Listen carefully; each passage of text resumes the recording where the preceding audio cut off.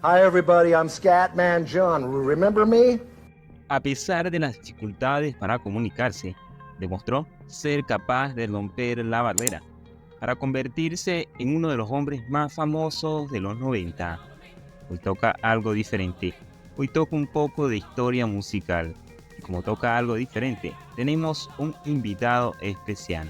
Sí, hoy toca hablar sobre Scatman Jones. Así que prepárate para viajar en el tiempo, porque esto es John Paul Larkin, el hombre que se convirtió en el rey del scat.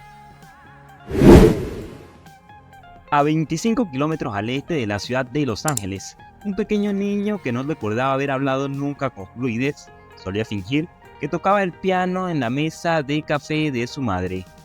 Harriet Larkin seguidamente notaba los juegos de su pequeño, hasta que por decisión ella misma, en conjunto con su esposo John Larkin, decidieron hacerle un regalo. El regalo de sus padres, un pequeño piano vertical que le cambiaría la vida para siempre. Este niño era de nombre John Paul Larkin y había nacido el 13 de marzo de 1942 en el estado de California, en la localidad de El Monte. El problema de tartamudez de John hizo que su infancia fuera un tanto traumática y turbulenta. El piano se convirtió en su vía de expresión. En una entrevista de 1996, John dijo que tocar el piano le había dado una nueva forma de hablar. Cabe destacar que a los 14 años, John escuchó por primera vez How High the Moon, o en su debida traducción, ¿Qué tan alta está la luna?, de ella, Fitzgerald. La música que lo encaminó directamente al canto scat.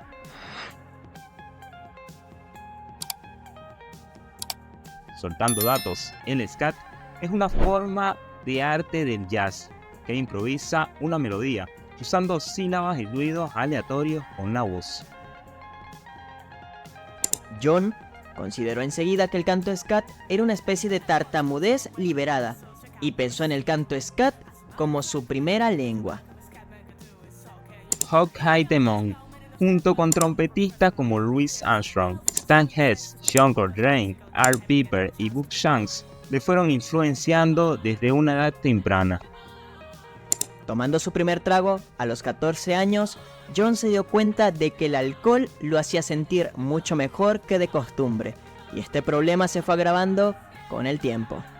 Cuando tenía 18 años, John ya tocaba el piano en bandas del sur de California, y la mala costumbre de beber ya se había apoderado de una parte habitual de su vida. En un par de años más, John se había convertido en el pianista de jazz profesional que siempre quiso ser. Después de tocar en casi todos los clubs de jazz de Los Ángeles, incluyendo el Lighthouse, el Blue Note y el Baked Potato, y de haber hecho giras en clubes de jazz de otras ciudades como Nueva York, Chicago y San Francisco, la vida personal de John se volvió cada vez más insoportable. En 1984, John todavía tocaba jazz y grabó su primer álbum con el saxofonista Joe Farrell, titulado John Larkin, y lo lanzó bajo su propio sello Transition. Para este tiempo, John había pasado a consumir drogas, como la cocaína, la heroína, y su alcoholismo todavía permanecía en él dominando.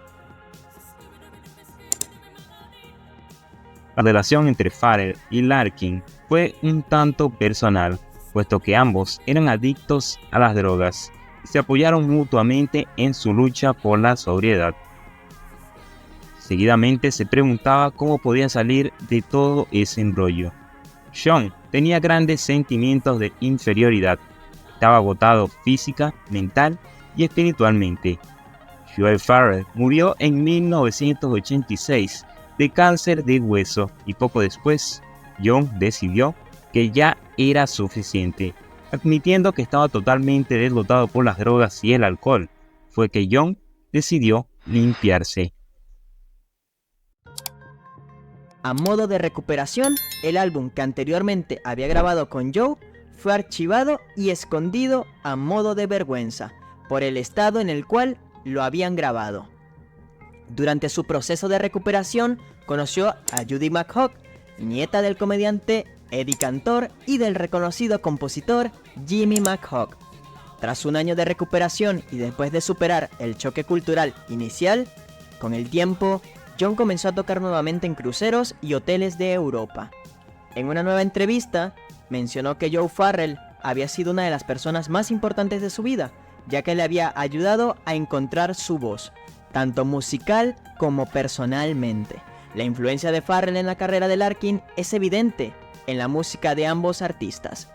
John siguió utilizando el scat en su música pop y su estilo vocal a menudo se compara con el de Farrell. John se casó con Judy en 1978. Volviendo con Judy, un día ella entregó una cinta que contenía los estándares de jazz habituales de John, pero al final contenía algunos de sus mejores cantos scat. Esto los entregó a Manfred Zarringer, el fundador de una discográfica de nombre Iceberg Record. Al analizarlas, este tuvo una idea casi al instante: combinar el canto scat de John con el techno y el baile, algo que nunca antes se había hecho para la época. John se mostró escéptico, pero dijo que lo intentaría, por lo que Manfred contrató a John para el sello Iceberg. Iceberg Record planeó un sencillo y un álbum. Obtuvo la licencia en todo el mundo. Judy animó continuamente a John a seguir con su carrera como pianista de jazz y lo hizo añadiendo su canto a los actos, lo que ocasionó que este recibiera ovaciones de pie en varias de sus actuaciones. Además, fue la misma Judy quien dirigió y apoyó a John cuando se mudaron a Berlín, Alemania, en 1990, para seguir avanzando en la carrera de John. En un par de meses, John fue enviado a Catania Studios, en Bottrop, también en Alemania, donde los productores Tony Catania e Ingo Case probaron las sílabas Scatting de John y crearon un gancho, que se convertiría en el primer sencillo, Scatman.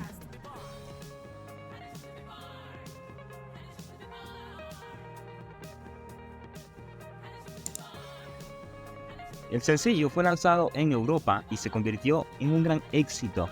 Scatman alcanzó el número 1 en casi todos los países en los que se lanzó.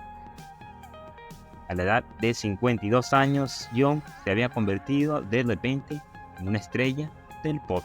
Ligeramente sorprendido por su éxito, John decidió que Scatman podría usarse como vehículo para ayudar a otros. Así que se esforzó por escribir letras que trataran sobre superar la adversidad, aceptarse a sí mismo tal y como es y encontrar la paz en el mundo. Todo esto relacionado con su propia experiencia. Judy sugirió que hablara sobre la tartamudez y que usara eso para inspirar a los niños. John eligió el nombre artístico de Scatman Jones y más tarde cultivaría un estilo clásico de jazz con sombrero y traje, convirtiéndose en un defensor y héroe dentro de la comunidad de la tartamudez y obteniendo varios premios por su contribución. Creó una fundación para ayudar a las personas con este mismo problema.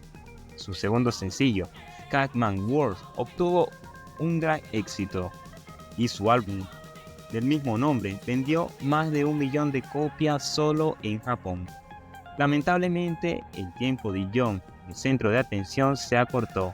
Inesperadamente, la salud de John comenzó a deteriorarse en 1998, pero aún así logró grabar Take Your Time, su tercer álbum.